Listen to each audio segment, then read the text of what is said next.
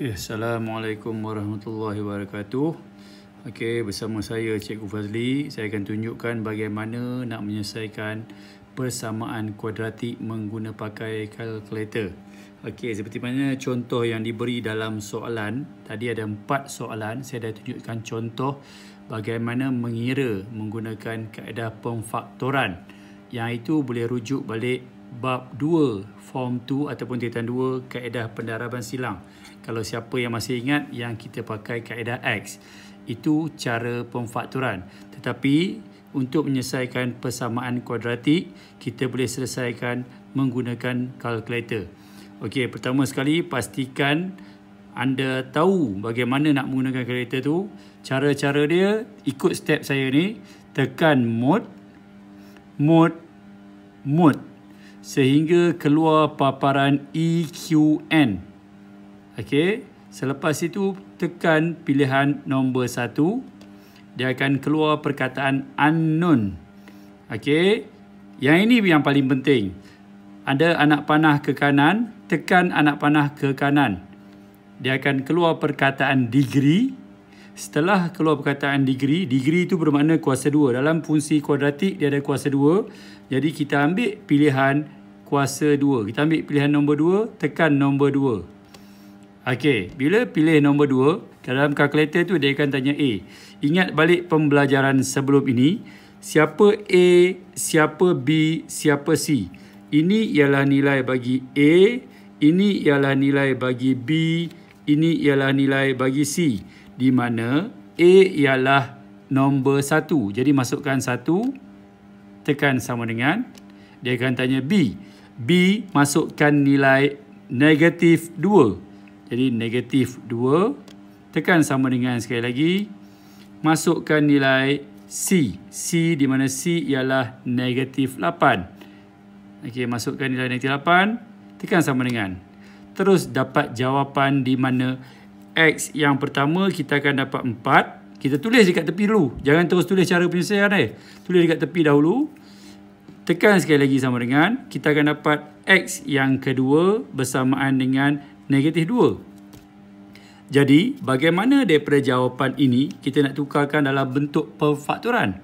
Okey, jadi kita buat terbalik. X sama dengan 4. Jika X sama dengan 4, terbalikkan nilai di atas, dia akan jadi X tolak 4 sama dengan 0.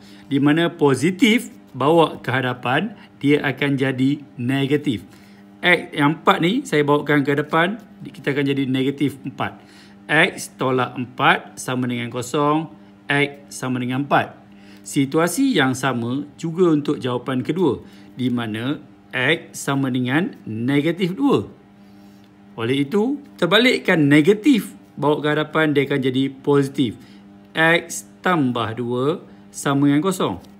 Okey, itu daripada belakang. Bagaimana kita nak buat dalam bentuk kurungan ataupun pemfaktoran? Kita ambil nilai ni salin sebiji-sebiji. X tolak 4, X tambah 2 sama dengan 0. Okey, selesai. Itulah nilai bagi X, itulah nilai bagi X yang kedua. Ditulis dalam bentuk pemfaktoran, X tolak 4, X tambah 2. Itu untuk contoh yang pertama. Contoh yang pertama mudah. Kita pergi pada contoh. Saya tak nak tunjuk contoh yang kedua dulu. Saya pergi terus pada contoh yang ketiga. Contoh ketiga lebih kurang macam contoh yang pertama. Kita tak payah ubah dekat kalkulator sebab kalkulator masih ada. Tekan sama dengan, ataupun senanglah saya mula daripada awal balik. Saya clearkan kalkulator tu. Reset dahulu. Okey, mula-mula tekan mode sampai keluar perkataan equation, tekan nombor 1, anak panah ke kanan sehingga keluar perkataan degree, tekan 2. Okey, dia akan tanya A. A ni bernilai 1. Tekan 1, tekan sama dengan B. B tu bernilai 7. Tekan sama dengan. Okey, C bukan bernilai 18, tetapi C bernilai negatif 18. Hati-hati dengan nilai negatif. Okey, tekan sama dengan. Jadi dapat jawapan X sama dengan 2. Okey, jawapan yang kedua ialah X sama dengan negatif 9. Okey, bagaimana kita nak tulis dalam bentuk pemfaktoran? Okey, salin balik jawapan tadi. X sama dengan 2. X sama dengan negatif 9. Kita ambil nilai ni, terbalikkan ataupun bawakan nilai 2 tu ke hadapan.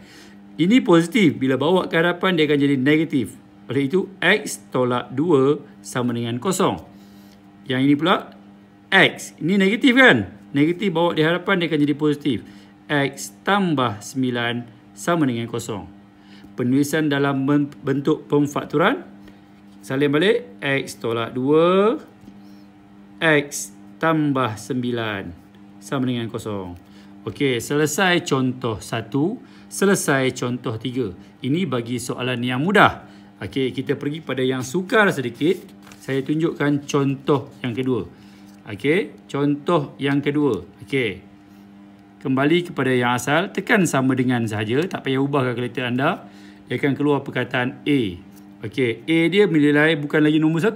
A dia bernilai 2. Ini A, saya ulang balik. Ini A, ini B, ini C. Bagi mungkin mana-mana pelajar yang dah lupa, A bernilai 2, masukkan nilai 2. Okey, tekan sama dengan, dia akan tanya B. B negatif 11.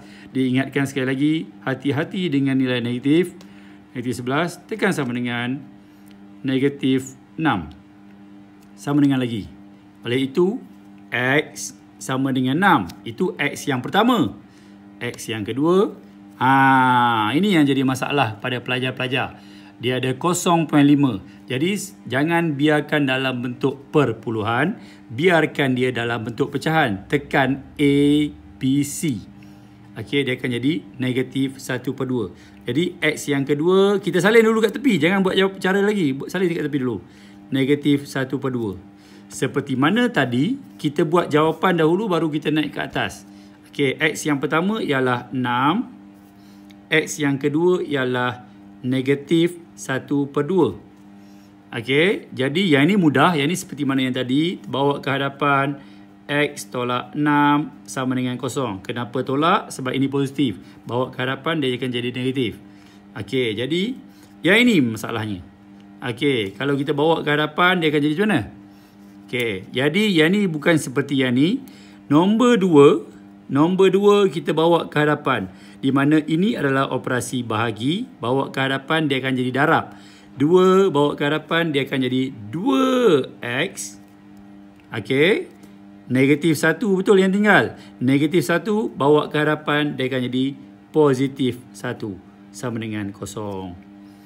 Okey, jadi penulisan dalam bentuk pemfaktoran ataupun kurungan. X tolak 6. 2X tambah 1 sama dengan 0. Selesai jawapan contoh 2. Mungkin ada pelajar-pelajar yang masih tak jelas, tak faham. Saya tunjuk contoh yang keempat lebih kurang sama macam contoh yang kedua. Sebab dia akan dapat jawapan melibatkan pecahan. Okey, kita pergi pada contoh yang keempat. Saya mula daripada awal. Mungkin ada di kalangan pelajar yang terlupa. Saya mula daripada awal. Cara-cara dia. Mod equation. Pilih nombor 1. Bila keluar perkataan ni, tekan anak panah ke kanan. Pilih nombor 2 sebab degree tu mewakili kuasa 2. Tekan nombor 2. Okey, dia akan tanya A. Ini A, ini B, ini C. Okey, jadi A dia bernilai 2. Masukkan nilai 2, tekan sama dengan. B dia tiada nombor. Bila tiada nombor, bernilai 1. Sama dengan. C dia yang terakhir negatif 6. Tekan sama dengan. Dapat jawapan dia. X sama dengan 1.5. 1.5 jika pelajar-pelajar tekan ABC, dia akan jadi 1/2. Masih tak comel pecahan dia. Sebab dalam bentuk mix number ataupun nombor bercampur. Jadi, tekan Shift ABC. Okey, saya ulang balik tadi tekan Shift ABC. Okey, dia akan jadi macam ni kan? Tadi jawapan kamu dapat macam ni, 1/2. Tekan Shift ABC supaya dia dalam bentuk pecahan tak wajar. Okey, jadi jawapan bagi X yang pertama ialah 3/2. Okey, tekan sama dengan lagi. Jawapan bagi X yang kedua ialah negatif 2. Oleh itu, bagaimana penulisan dia? Kita Kita salin dulu. X sama dengan 3/2. Yang kedua, X sama dengan -2. Jadi, saya tunjuk yang mudah. Yang ni yang mudah dulu. Okey, jadi bagaimana nak tulis dia? Pindahkan negatif, dia akan jadi positif. X tambah 2 sama dengan kosong. Negatif 2 bawa ke hadapan, dia akan jadi positif. Okey, yang ni melibatkan pecahan macam saya cakap tadi. Nombor 2 bawa ke hadapan. Asalnya ialah operasi bahagi. Bila bahagi bawa ke hadapan, 2 darab X. Dia akan jadi 2X. Nombor di atas ialah nombor 3. Positif 3. Positif terbalikkan ataupun bawa ke hadapan, dia akan jadi negatif 3. 2X tolak 3 sama dengan sifar ataupun kosong. Jadi penulisan dia 2X tolak 3 X tambah 2 sama dengan kosong. Okey, sekian dari saya.